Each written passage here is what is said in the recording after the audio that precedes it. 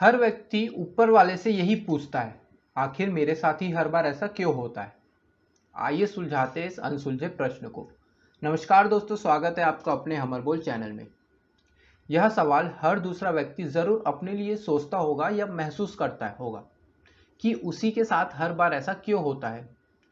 ऐसा क्यों होता है से अर्थ है कि कुछ ऐसी घटना जो उसे परेशान करे और उसके लिए सही ना हो। दोस्तों, ऐसा सोचना गलत भी नहीं है, क्योंकि जीवन में ऐसे कई पल आते हैं जब व्यक्ति सारी आशाएं छोड़ देता है और केवल अपने भाग्य को कोसता है। पर क्या स्वयं को कोसने से हम इस परिस्थिति से बच सकेंगे, या ऐसा सोचने से हम खुश रह सकेंगे, या फिर ऐसा विचार हमारे जीवन में उम्मीद ला सकेगा। आइए आज हम यही सब सवालों के उत्तर जानेंगे। और यकीन माने, जो यह वीडियो देख रहे हैं वह अवश्य जान सकेंगे कि क्या सच में ऐसा उन्हीं के साथ होता है, और अगर होता है तो इसका कारण क्या है। दोस्तों, मैं इस वीडियो की शुरुआत एक कहानी के माध्यम से करूंगा ताकि आप अच्छे से समझ सकें कि असल में हमें किस विचार पर जोर देना चाहिए।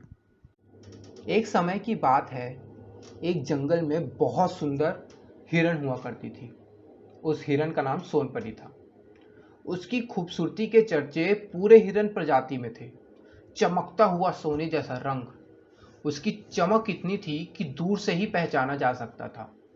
और यह बात हिरण भी बखूबी जानती थी, इसलिए वह अपने रंग से अत्यधिक प्रेम करती थी। लेकिन उसका ऐसा मानना था कि उसके जो बड़े बड़े सींग हैं उसकी खूबसूरती में दाग के समान है, क्योंकि वह काफी बड़े और नुकीले थे।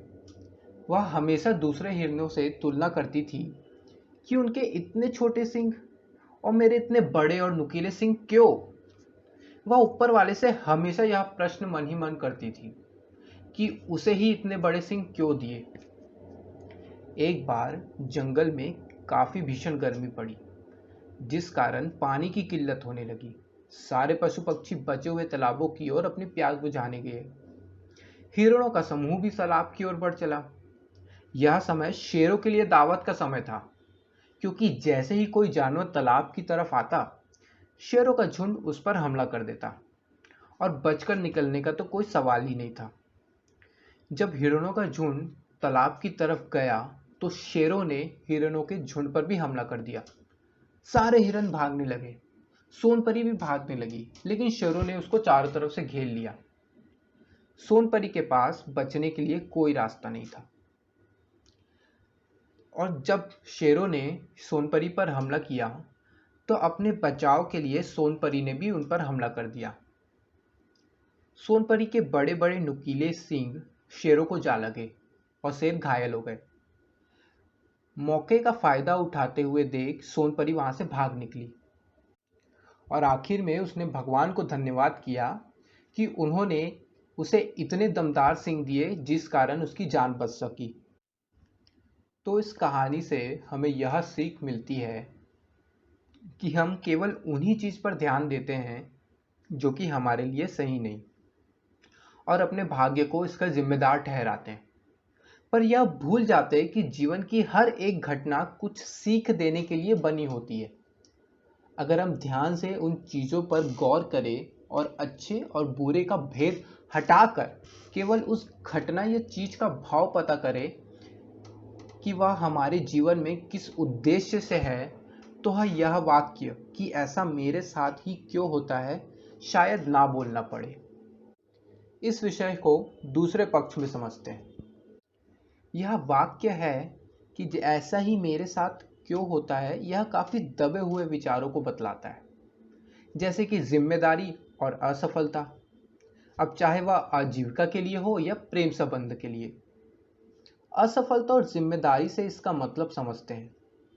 जब हम छोटी आयु के थे तब कोई जिम्मेदारी नहीं होती, पर जब व्यक्ति बड़ा होता है तब उसे घर परिवार स्वयं की जिम्मेदारी उठानी पड़ती है, और फिर वह आजीविका के लिए कुछ काम करने का सोचता है और उससे इतना अपेक्षा करने लगता है कि वह उम्मीद बांध बैठता है। और जब वह उम्मीद खड़ी नहीं उतरती तब वह निराशा बन जाती है। और यही कारण बनता है कि जब यह सवाल पैदा होता है कि मेरे ही साथ ऐसा हर बार क्यों होता है। शायद हम समझ तो जाते हैं कि कारण क्या है, पर एक आदत सी बना लेते हैं स्वयं को और जीवन को दोष देने की। पर हम अगर इस असफलता और जिम्मेदारी को बोझ की तरह ना देखकर चुनौती की तरह माने और एक योद्धा के जैसे अगर स्वयं को समझे, तो बड़ी सी बड़ी समस्या आसानी से हल कर सकते हैं।